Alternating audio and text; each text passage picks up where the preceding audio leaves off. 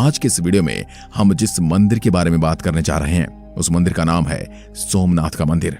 यह मंदिर गुजरात के काठियावाड़ क्षेत्र में समुद्र के किनारे पर बना हुआ है। पहले जगह प्रभास क्षेत्र के नाम से जानी जाती थी। यहाँ पर भगवान शिव के 12 पवित्र ज्योतिर्लिंगों में से एक ज्योतिर्लिंग सोमनाथ के मंदिर में है।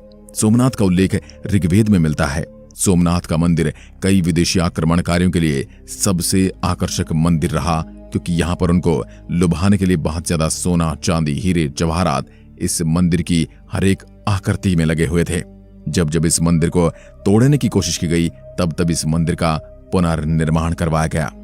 इस मंदिर के निर्माण का बहुत सी कथाओं में वर्णन किया गया है। उनमें से एक कथा ये है, चंद्रदेव का विवाह दक्ष प्रजापति की 27 कन्याओं के साथ हुआ था, लेकिन चंद्रदेव दक्ष प्रजापति की केवल एक ही कन्या से अधिक प्रेम करते थे। उस कन्या का नाम रोहिणी था। चंद्रदेव अपना समय ज्यादातर रोहिणी के साथ ही व्यतीत करते थे, इसलिए चंद्रदेव के इस व्यवहार से तंग आकर चंद्रदेव की बाकी 26 पत्नियों ने अपने पिता दक्ष प्रजापति से चंद्रदेव की शिकायत कर दी।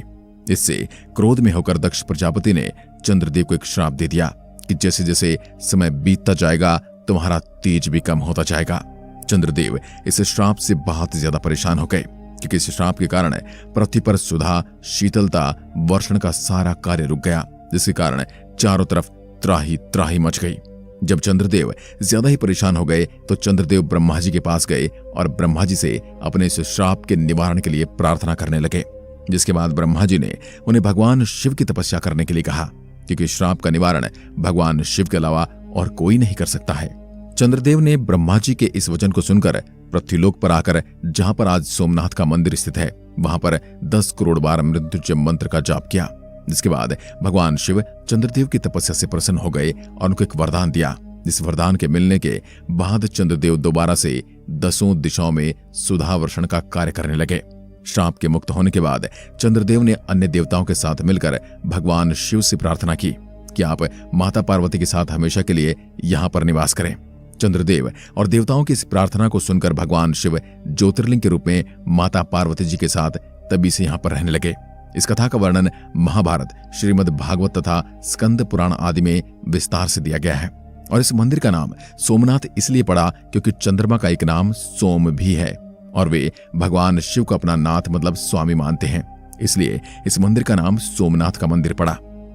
इसके अलावा कुछ कथाओं के अनुसार जिस जगह पर सोमनाथ का मंदिर बना हुआ है वहां पर एक बार भगवान श्री कृष्ण विश्राम कर रहे थे, तो तभी वहां पर एक शिकारी आया और उन्होंने भगवान श्री कृष्ण के पद चिन्हों को मछली समझकर उस पर तीर चला दिया, जिस वजह से भगवान श्री कृष्ण ने वहां पर अपना देह त्याग किया। अगर हम इतिहास के नजरिए से देखें तो कहा जाता है कि 7वीं सदी में सिंध के गवर्नर आल्हा जुनैद ने सोमनाथ मंदिर पर आक्रमण किया था, जिसके बाद उन्होंने मंदिर को पूरी तरह से लूट लिया था। इसके बाद गुर्जर प्रतिहार राजा नाग भट्ट ने सोमनाथ के मंदिर का पुनर्निर्माण करवाया। हालांकि आला जुनैद के आक्रमण का कोई भी गंभीर सबूत नहीं मिला इतिहासकारों को। इसका कारण यह भी हो सकता है क्योंकि सोमनाथ मंदिर का कई बार पुनर्निर्माण कराया गया। इसके अलावा इतिहास में सोमनाथ मंदिर पर जिसने अब तक का सबसे भयानक आक्रमण किया था उसका नाम था महमूद गजनबी, क्योंकि उस समय एक अरब यात्री अल-बरूनी ने अपनी एक रचना में सोमनाथ के मंदिर का उल्लेख किया था, जिसके अंदर सोमनाथ मंदिर के बारे में बहुत आकर्षक तरीके से लिखा गया था।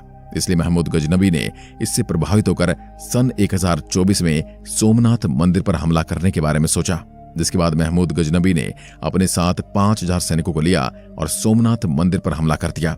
दुर्भाग्य से उस समय 40 से 50,000 श्रद्धालु उपस्थित थे, लेकिन महमूद गजनबी इतना निर्दयी था कि उस समय उसने जो भी कोई उसके मार्ग में आया सबको मार दिया।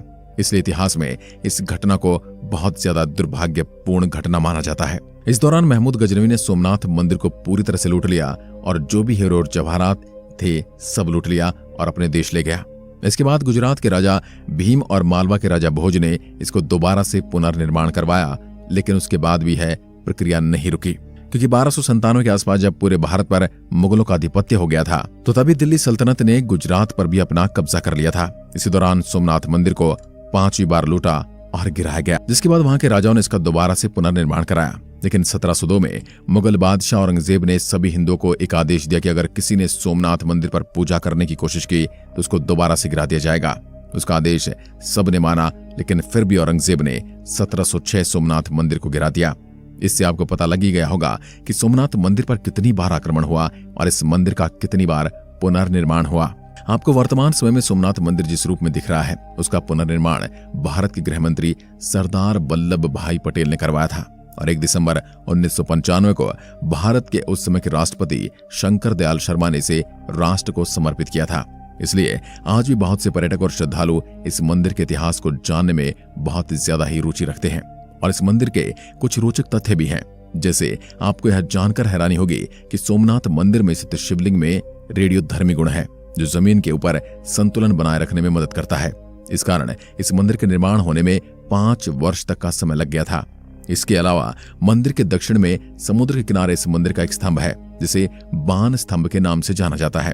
इसके ऊपर एक तीर रखा गया है, जो ये दर्शाता है कि सोमनाथ मंदिर और दक्षिण ध्रुव के बीच पृथ्वी का कोई भी भाग नहीं है। यहाँ पर 3 नदियां हिरण, कपिला और सरस्वती का संगम है। इसलिए इस त्रिवेणी में स्नान करने के लिए लोग बहुत दूर दूर से आते हैं।